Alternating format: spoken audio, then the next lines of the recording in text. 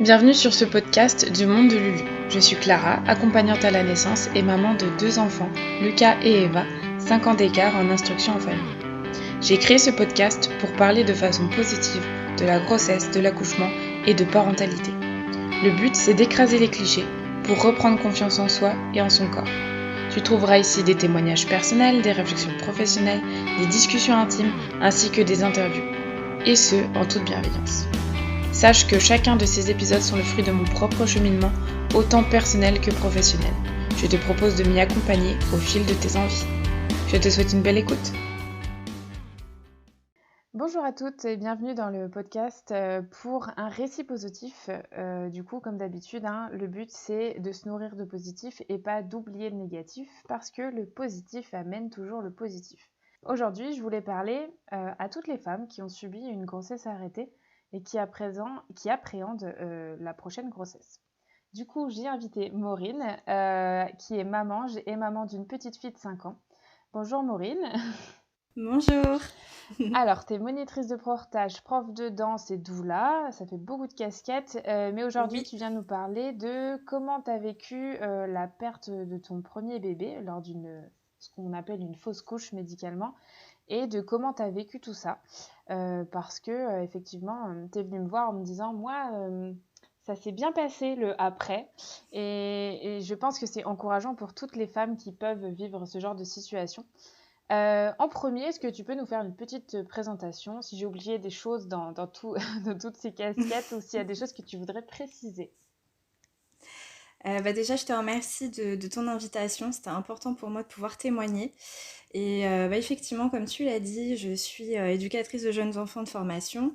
Par la suite, j'ai eu ma petite fille et je me suis formée en tant que monitrice de portage, en tant que doula. Et je suis également professeure de danse orientale depuis quelques années. Et depuis quelques mois, j'ai lancé aussi une nouvelle activité. Je suis créatrice d'illustrations à l'aquarelle autour de la maternité. Enfin voilà, je reste vraiment dans ma thématique. Oui. Je propose des créations aux familles et aux professionnels de la périnatalité. Ok, Voilà. d'accord, bah, c'est beaucoup de choses, effectivement. Oui. Merci à toi d'être là, du coup, surtout de bien vouloir parler d'un sujet qui est un peu tabou et puis surtout qui est intime, la perte d'un bébé. Alors, Oui. quand on est dans un épisode de récit positif, ça veut pas forcément dire que tout va être positif, évidemment, mais que globalement, on va avoir un happy end.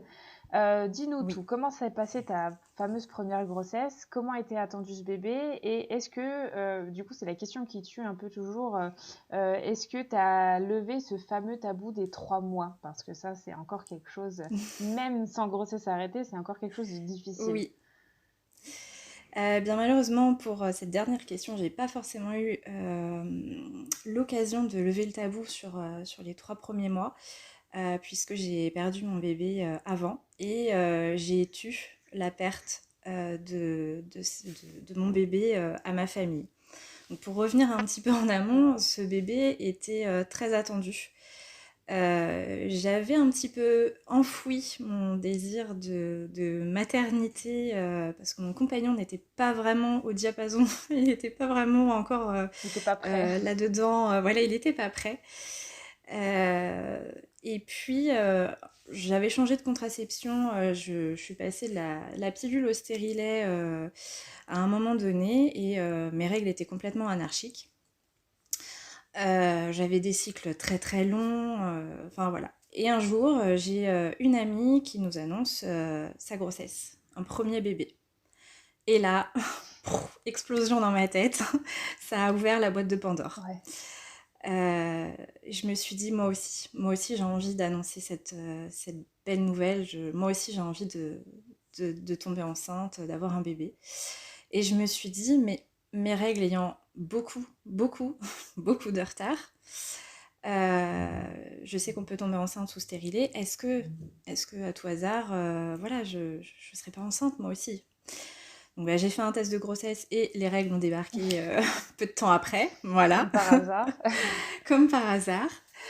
J'ai partagé cette expérience avec mon compagnon, je lui en ai parlé, je lui ai dit mon grand désir de grossesse et de maternité. à quel point c'était important et c'était même viscéral. Ouais. Donc on a pris le temps d'échanger ensemble, de se projeter et on est tombé d'accord pour faire enlever le stérilet et puis commencer une nouvelle aventure. Ok. Je suis tombée enceinte très rapidement, donc tout de suite. J'étais très étonnée et un peu choquée que ça arrive aussi vite, Ouais. mais très très heureuse. J'ai d'abord fait un premier test de grossesse, un test urinaire, qui était assez faiblard mais Ouais. positif. Puis j'ai fait un deuxième test quelques jours après, histoire de bien confirmer, être sûre, qui était positif. Et je me suis empressée d'aller faire un test sanguin Ouais, au labo. Ouais. en laboratoire. Et quelques heures après, j'ai eu ma réponse, j'étais bien enceinte. D'accord. Donc j'avais fait ça un samedi matin, je m'étais levée très très tôt. Et puis mon compagnon dormant relativement tard, j'ai eu le temps de pouvoir tout goupiller. Et puis je lui ai annoncé à son réveil, j'avais une petite paire de chaussons et le test de grossesse et je lui ai annoncé ma grossesse comme ça. On était tous les deux très excités, fous de joie, on en a pleuré. Enfin voilà, c'était vraiment un petit peu le paradis, quoi. Ouais. On se projette tout de suite, donc voilà. Et puis l'après-midi, je devais donner un stage de danse, justement. Donc je suis allée faire mon stage de danse. Et à la fin de mon stage, en allant à ma voiture, je commence à ressentir des petites crampes. Bon, je me suis dit, t'emballes pas, ça peut arriver. Voilà, peut-être que je me suis aussi un petit peu laissée trop aller parce que j'étais tellement heureuse que je me suis lâchée à mon cours de danse. Je ne sais pas, peut-être que voilà. Et puis, quand même, j'avais aussi un peu mal au dos. Donc, le lendemain, je devais également participer, moi, à mon tour en tant qu'élève, à un stage. Donc, j'ai annulé ma participation. Et le lendemain, je commence à avoir arrivé des petits saignements, D'accord. des filaments. Et là, je me dis, allez, panique pas, ça peut arriver aussi en début de grossesse. Et j'ai fini par me confier à une collègue, c'était en tout début de semaine, je me suis confiée à une collègue avec qui je suis très proche. Elle m'a conseillé de peut-être appeler ma gynéco ou peut-être d'en parler, d'aller voir une maternité. Donc j'ai appelé ma gynéco, la secrétaire m'a reçue peu aimablement, Ouais. donc en me réorientant vers Les soit urgences. les Ouais. urgences, enfin voilà. Donc j'ai appelé, on m'a dit que ça pouvait arriver, bon. Et j'avoue que je ne savais tellement pas quoi faire, je pense qu'au moment j'aurais eu besoin qu'on me prenne par la main et qu'on me dise allez viens je t'emmène, on y va. Ouais. Et j'étais pas en capacité de réfléchir et j'avais peur aussi, j'avais tellement peur que voilà. Donc je me dis, bah écoute, le lendemain, c'est pas grave, tu vas aller à l'ouverture du cabinet de la gynéco, tu vas aller voir pour qu'elle te prenne entre deux. C'est ce qu'elle fait de façon régulière pour les urgences. Donc j'y suis allée, sachant que le matin même, je me prépare avant d'y aller et en prenant ma douche, là, je vois une poche de sang qui tombe Ah, entre mes jambes. d'accord. La première chose à laquelle j'ai pensé, c'est mon bébé. Mm. Et là, je me suis dit, bon, allez, je me suis mis en mode off pour pouvoir réussir à faire le reste en pilote automatique. Ouais. Et effectivement, pendant ce rendez-vous avec la gynéco, elle m'a annoncé que j'avais perdu mon bébé. D'accord. Elle m'a signé un arrêt pour 2 semaines. En retournant à ma voiture, il a fallu que j'appelle ma directrice. Je travaillais en structure d'accueil au moment. Ouais. Donc je lui ai dit, bah voilà, je suis en arrêt, je me suis effondrée en larmes, donc je lui ai dit pourquoi, hein. Ouais.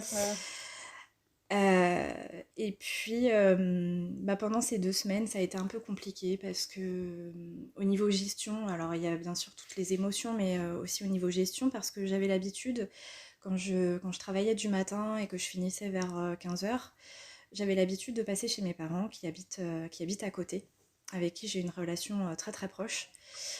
Et là, je me suis dit, je vais faire comment? Je vais faire comment? C'était pas pensable au moment pour moi de leur dire que j'avais fait une fausse couche parce que je voulais pas leur dire que j'avais ce projet bébé, je voulais que ce soit une surprise, Ouais. je voulais vraiment annoncer quelque chose de positif, donc voilà. Et en fait, j'ai fait comme si de rien n'était. La première semaine, j'ai menti en disant que j'avais une difficulté que je pourrais pas passer. J'y suis allée sur le samedi. J'ai fait comme si tout allait bien. Et la deuxième semaine, je suis passée comme ça en faisant style, je reviens du travail. Ouais. Voilà, donc c'est vrai que ça a été très compliqué à gérer. J'en ai parlé à deux amies. En fait, j'ai une amie qui est passée pendant que j'étais en arrêt. Elle ne savait pas que j'étais en arrêt, elle habitait à côté. Elle m'a demandé si elle pouvait passer. Je lui ai dit oui, je me suis effondrée. Donc voilà, je lui ai raconté. J'en ai parlé à une deuxième amie et c'était vraiment les seuls au courant. Mis à part mon compagnon avec qui j'ai partagé tout ça, bien sûr, mais du coup, vraiment les deux personnes extérieures D'accord. au courant. Donc voilà, c'était vraiment un peu l'apocalypse au moment et j'avais besoin d'enterrer tout ça. Ouais, j'imagine. Mais du coup, t'en as quand même parlé, après que ce soit arrivé, Oui, évidemment. Comment ça s'est passé, du coup, cette annonce? Est-ce que t'as eu le soutien que tu voulais par ces deux amis, et puis aussi potentiellement par ton compagnon? Parce que bon, on reste d'accord sur le fait que c'est compliqué aussi pour un conjoint de perdre son bébé, oui. mais Mm. c'est quand même au corps de la femme avec qui ça arrive.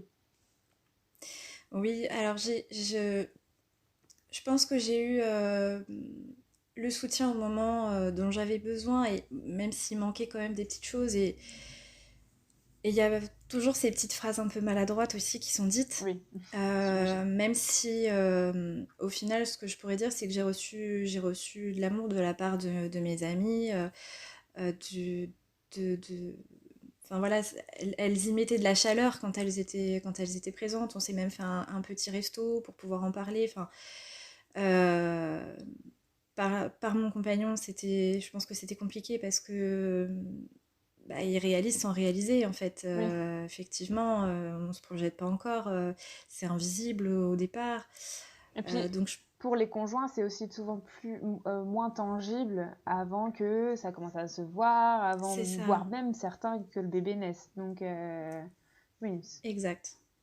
Donc voilà, par ma gynécologue, j'ai eu beaucoup de chaleur aussi. J'ai reçu beaucoup de chaleur de sa part. Elle m'a soutenue comme elle pouvait. Enfin, elle a été réconfortante. Voilà, si on peut dire qu'on est réconforté dans ces moments-là. Oui. Mais voilà, en tout cas, elle a été très délicate, très douce. Et ça, j'ai vraiment beaucoup apprécié. Elle m'a beaucoup suivie par la suite aussi. Quand de nouveau je suis retombée enceinte, elle a été très attentive.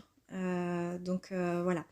C'est vrai qu'il y a toujours ces mots, ces phrases qui paraissent anodines et les gens sont dans une volonté bienveillante de pouvoir dire des mots réconfortants. Et parfois on va entendre c'était le début, comme si c'est moins grave au Oui. début qu'après 8 mois ou que quand on a le bébé dans les bras. Euh, en fait, on pense pas, quand on est en dehors de cette situation, on se dit quelque part que ça peut être quantifiable alors que c'est pas quantifiable. C'est pas la durée du temps où le bébé est resté qui fait que voilà, on va être moins triste si ça fait qu'un mois, on va être plus triste si ça fait 4-5 mois. Voilà. Donc effectivement, il y avait ces phrases-là, mais je dirais que dans l'ensemble, ce que j'ai reçu, c'est quand même beaucoup de sincérité et de chaleur de la part des personnes à qui je l'ai transmis. D'accord, ok. Et du coup, toi, en ton intérieur, comment tu t'es, entre guillemets, autorisé à vivre ça? Est-ce que du coup, tu as continué à faire semblant face à tout le monde? Ou du coup, est-ce que tu prenais peut-être plus de temps pour accueillir cette nouvelle et... J'ai pris du temps pour accueillir, j'ai pris le temps de pleurer, de m'effondrer, de descendre au creux de la vague. Ouais. Euh, et pour pouvoir après remonter tranquillement à mon rythme. Et surtout, il y a quelque chose qui m'a fait beaucoup de bien, c'est de pouvoir écrire. D'accord. Je ne l'ai pas fait tout de suite, mais après ces 2 semaines d'arrêt, même ça faisait 3 semaines peut-être que j'avais perdu mon bébé, je suis allée m'acheter un petit cahier avec une jolie petite couverture, voilà, quelque chose qui me ferait du bien quand je l'ouvrirai, mais de pouvoir me dire, voilà, je veux laisser une trace de ce bébé, de ce vécu. J'ai d'ailleurs gardé l'échographie que la gynéco a faite au moment où voilà, j'ai perdu mon bébé, mais je l'ai gardé précieusement parce que c'était une trace de mon bébé. Et j'ai écrit tout le déroulé. Il y a même des choses que j'avais occultées et que bah, quand je m'y suis replongée, je me suis dit, ah, c'est vrai, ça s'est passé comme ça. Euh, et du coup, ça m'a fait beaucoup de bien et j'ai pu noter par la suite, j'ai fait des rêves en lien avec la maternité, je les ai notés, enfin voilà, des choses qui étaient positives et qui m'ont fait du bien. Et voilà, c'était vraiment chouette de pouvoir prendre le temps de m'écouter. Ouais. Chose qu'on ne fait pas Non. forcément beaucoup. On est embarqué par le quotidien, par le côté gestion enfin, voilà, de tout ce qu'on a à faire, des personnes avec qui on va parler, de qu'est-ce qu'on va dire. Donc voilà, j'ai pris le temps d'être à mon écoute. Ça m'a beaucoup aidé par la suite aussi, de pouvoir Oui. me sonder. Donc voilà. Ok, et du coup, justement, le soutien que tu as eu, et malgré les phrases un peu maladroites qui peuvent blesser, hein, il faut être d'accord Oui. sur ça, est-ce que ça ça t'a aidé grandement ou... Enfin, du coup, ouais, est-ce que ça t'a aidé concrètement? Ça m'a aidé à ne pas sombrer plus, Ok, je dirais. d'accord. C'était Ça me faisait du bien, même si je savais que c'était des choses maladroites. J'y voyais l'intention qu'il y avait derrière les paroles, Oui. derrière les mots. Et je dirais que ça m'a fait du bien de recevoir justement ouais, ces intentions. Oui. Et puis de voir aussi peut-être que tu comptais, enfin que ça comptait aussi Oui, pour quelqu'un d'autre, quoi. oui, Ouais. absolument. Oui. Euh, du coup, après tout ça, après toute cette période difficile, comment ça s'est décidé? Est-ce que ça s'est décidé de refaire un enfant? Comment ça s'est décidé? Et au bout de combien de temps? Et Alors, ça s'est rapidement décidé, puisque bien que bah, voilà, ce petit bébé ne soit pas resté, pour nous, le fait de se reprojeter dans une grossesse, c'était pas l'oublier déjà. C'était vraiment important de se le dire. En tout cas, pour moi, c'était clair. Ce bébé, il a existé dans mon ventre, dans mes cellules. Donc, c'était c'était pas pas pour dur le du tout, ouais. remplacer et passer vite à autre chose. Euh, et en fait, on a attendu. Alors, à l'époque, ma gynécologue m'avait alors pas prescrit, mais m'avait conseillé d'attendre un mois après ma D'accord. fausse couche, d'avoir comme un retour Ouais. de règles en fait. Et une fois que j'aurai ces règles, bah, le cycle d'après, on pourrait reprendre les essais. Donc c'est ce qu'on a fait. J'avoue que ce retour de règles m'a semblé mais complètement interminable et voilà, je crois que le mois le plus long de ma vie au moment, c'était... Au final, je te coupe, je suis désolée, mais il me vient un truc. Au Oui, final, malgré la perte de ce petit bébé, vous n'étiez pas, entre guillemets, dégoûté de la parentalité. C'était toujours un désir qui était profond et qui était non, ancré, quoi. absolument. C'était vraiment... oui, ce désir était toujours autant viscéral. La perte de ce bébé nous a beaucoup blessés, mais ça nous a, je sais pas si on pourrait dire ça, mais confortés dans l'idée que on voulait Oui, s'obstiner et voilà, vraiment oui. devenir parents. Euh, C'était un deuil dans notre parcours, mais qui restait totalement oui, viscéral. Enfin, voilà, moi j'avais toujours la même envie, voire même plus en fait, de devenir Oui, maman et de porter la vie et de me dire je veux vraiment connaître ça. J'ai tellement été heureuse le peu de temps où ce petit bébé m'a choisi comme maison que j'avais vraiment envie de pouvoir à nouveau d'accord. abriter la vie. Et,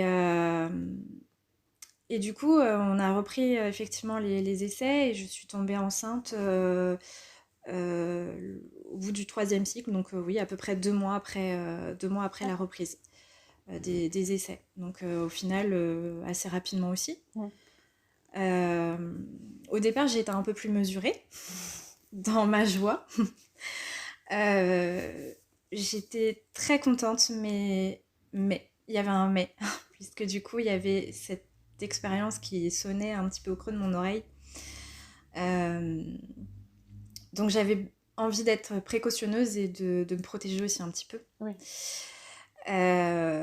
Donc j'ai un petit peu fait pareil que lors de ma première grossesse. J'ai fait un test urinaire qui s'est avéré positif. Alors là, par contre, la barre s'est affichée tout de Net. suite. Donc là, je dois dire que quelque part, ça m'a aussi rassurée. Oui, Et c'était franc et voilà, il n'y avait c'était... pas de doute. Puis je suis retournée faire un test sanguin qui s'est avéré positif également. Et je suis tout de suite allée voir ma gynécologue, j'ai pas attendu.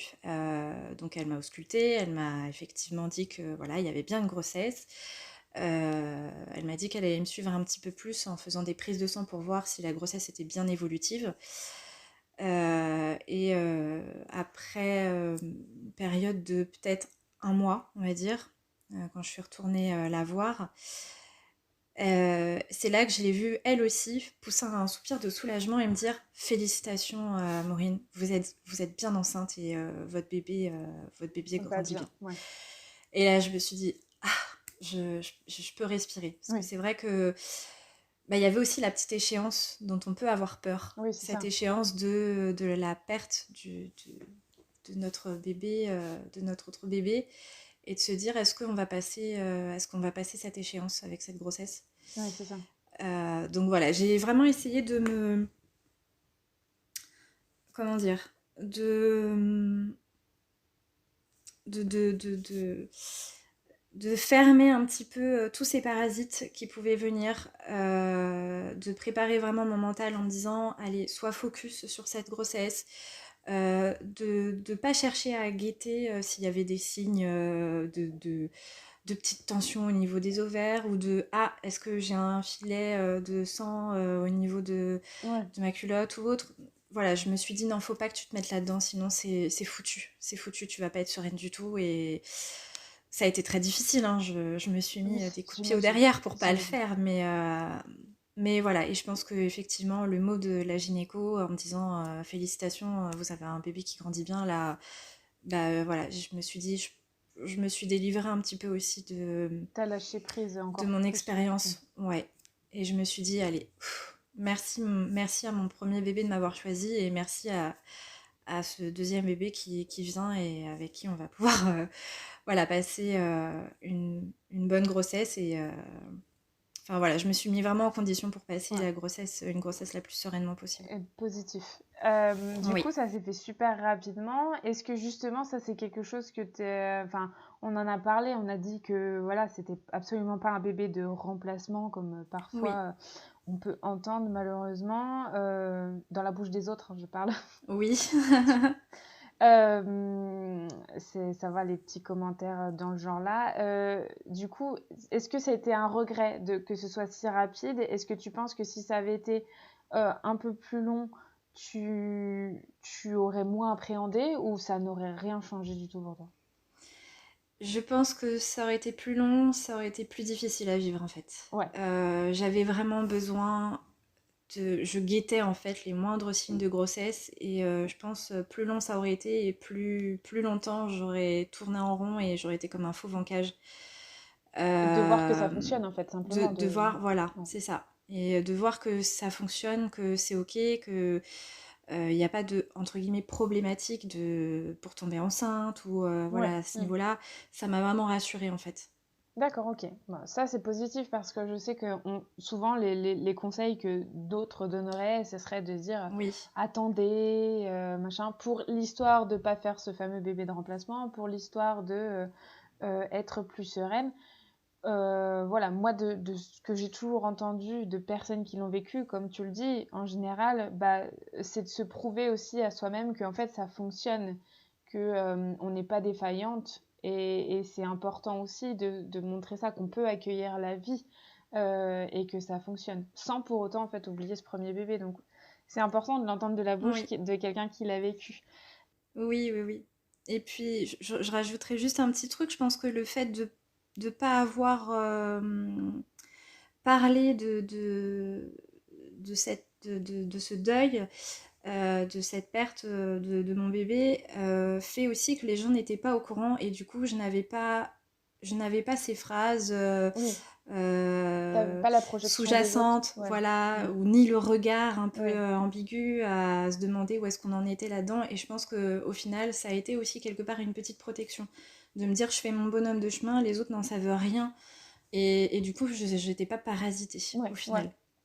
Et du coup, comment s'est passée cette grossesse? Est-ce que tu as continué à bien la vivre à partir de cette moment, de cette annonce de la gynécologue? C'était juste génial. C'était juste. Je crois que c'est les 9 mois que j'ai passés où j'ai été plus épanouie en fait. C'était vraiment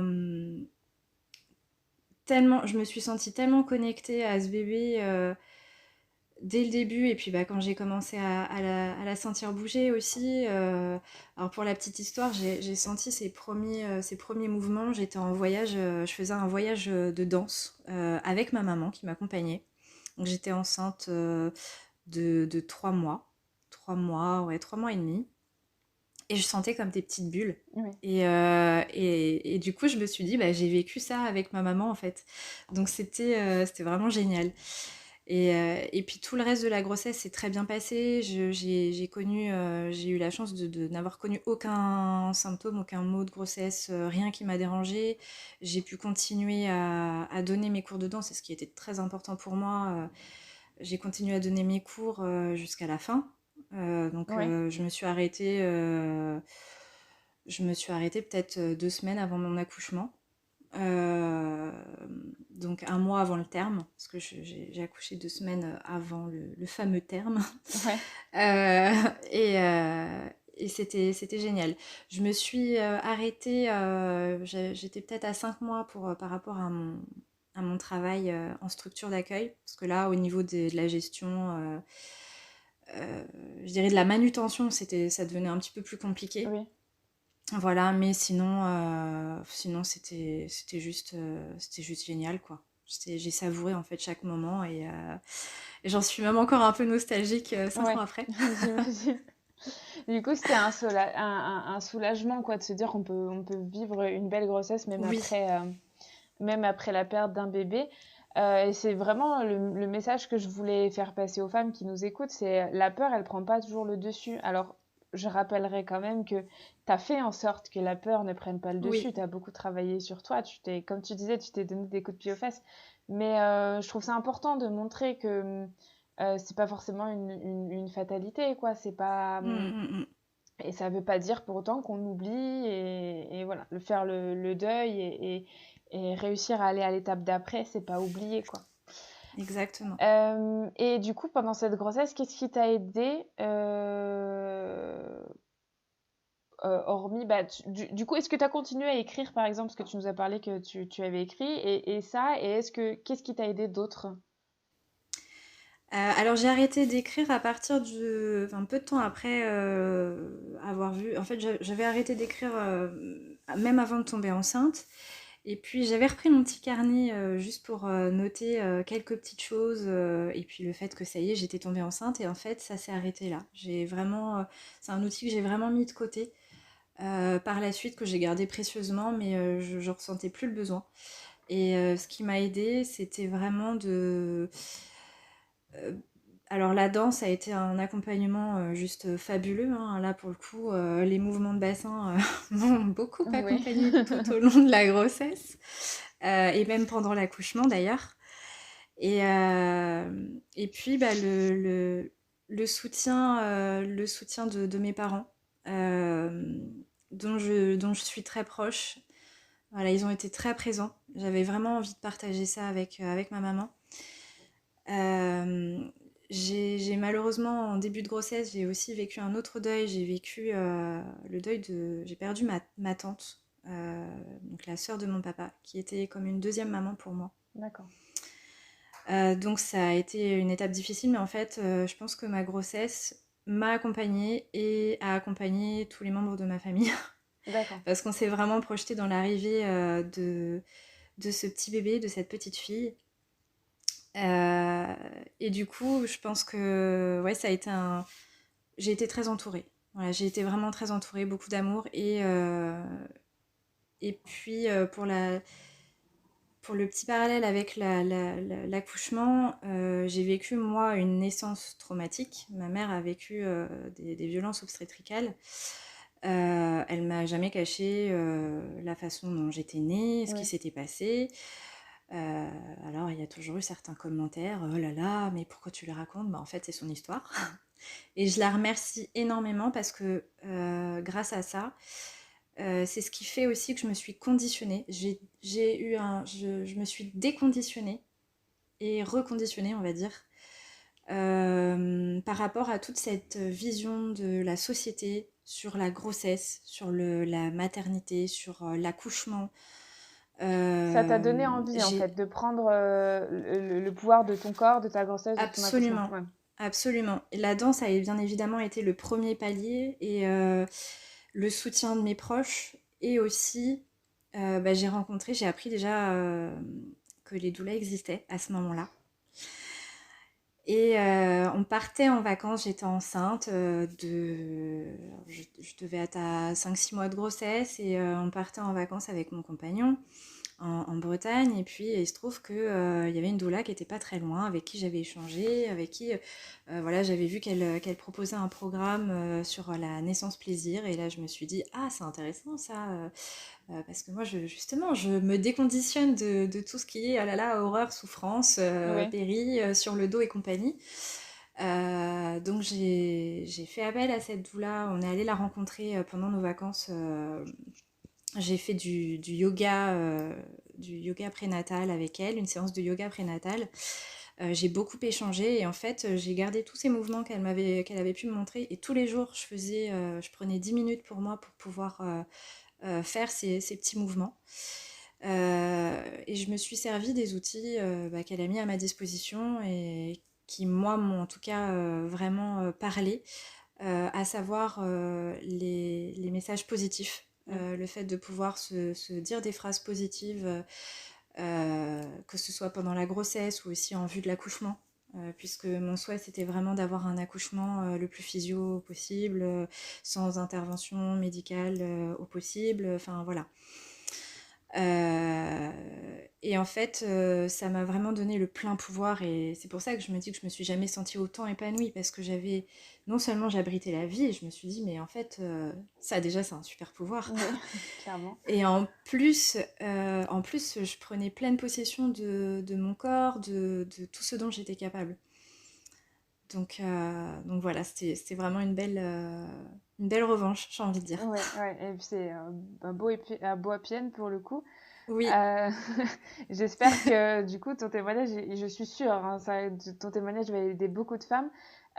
Si et après du coup, bah, est-ce que du coup tu as eu l'accouchement que tu voulais et un postpartum serein? et ben c'est vrai, ça s'est vraiment fait dans la continuité de la grossesse au final, parce que j'ai eu un accouchement génial. J'ai accouché en maternité, dans une maternité privée. J'avais déjà rencontré la sage-femme cadre en amont pour parler de mon projet de naissance. Ça a été une rencontre agréable. Elle m'a même parlé. Alors moi, j'ai une peur. Je pense que c'est aussi pour ça que je voulais pas de la péridurale. J'ai une vraie peur des aiguilles. Ouais, je dirais que c'en est même une phobie. Ouais. Et donc j'en ai parlé avec elle. Elle m'a proposé de voir c'était une anesthésiste qui proposait c'est pas de la sophrologie, ça y est, je perds mon mot. Une anesthésiste qui propose de l'hypnose. L'hypnose, ouais. Voilà, pour travailler là-dessus, notamment par rapport à la pose du cathéter. Donc D'accord. elle m'avait dit que dans leur protocole à eux, la pose du cathéter était obligatoire, mais pas l'injection du produit. C'est-à-dire que le cathéter était juste posé au cas où. D'accord. Mais voilà, ce qui me laissait libre, etc. Donc moi, j'ai accepté sans problème d'avoir juste ce cathéter. Je me suis dit, effectivement, il va me falloir de l'auto-hypnose. J'en ai fait une crise d'angoisse un soir et au final, bah, j'ai beaucoup travaillé justement avec des exercices de sophrologie, parce que là, j'étais suivie en parallèle par une sage-femme qui proposait des séances de sophro, dont j'ai d'ailleurs omis de parler juste avant, qui m'ont beaucoup aidée aussi. Ouais. Et puis le jour J, en fait, j'avais vraiment bien travaillé. Je n'avais malheureusement pas pu rencontrer cette personne qui proposait de l'hypnose. Ça n'a pas pu se faire, mais on s'est rencontrés d'ailleurs par la suite à la maternité, c'était assez rigolo. Euh, et en fait, ça s'est très bien passé. Alors, on a passé toute la journée à la maternité. Ça a pris le temps qu'il a fallu, voilà. Mais j'ai beaucoup parlé à mon bébé. Mon compagnon a été un soutien vraiment au top. Euh, j'ai pu bénéficier de la salle de naissance avec la baignoire. Donc ça, c'était vraiment génial. Et alors, j'ai eu le moins d'intervention possible. C'est-à-dire que même après l'accouchement, quelques temps après, j'ai demandé à mon compagnon, j'ai dit, est-ce que la sage-femme est-ce qu'elle a tourné Emilia? Donc Emilia, c'est ma petite fille. Est-ce qu'elle l'a touchée? Est-ce qu'elle a bougé? Il me dit non, écoute, elle est restée juste les mains ouvertes devant ton périnée et elle a attendu que ça se passe. Et en fait, j'ai fait tout le job et ma fille aussi. Donc Ouais, j'ai ça c'est vraiment eu cool. l'accouchement que je souhaitais avec euh, des professionnels vraiment à l'écoute, vraiment bienveillantes et respectueuses. D'accord. Vraiment, ça, c'était génial. Et tout au long du séjour de la maternité, vraiment, j'ai rencontré des professionnels qui étaient très bienveillants. Et le postpartum a été aussi très doux. Il y a juste malheureusement eu un petit souci au niveau de mon compagnon qui n'a pas pu avoir son congé paternité Oui. validé. Alors, les joies de l'administration. Il avait fait tout le nécessaire et malheureusement ça n'avait pas été transféré. Donc à la maternité on l'a appelé pour lui dire quand est-ce que tu reviens? Bah non en fait.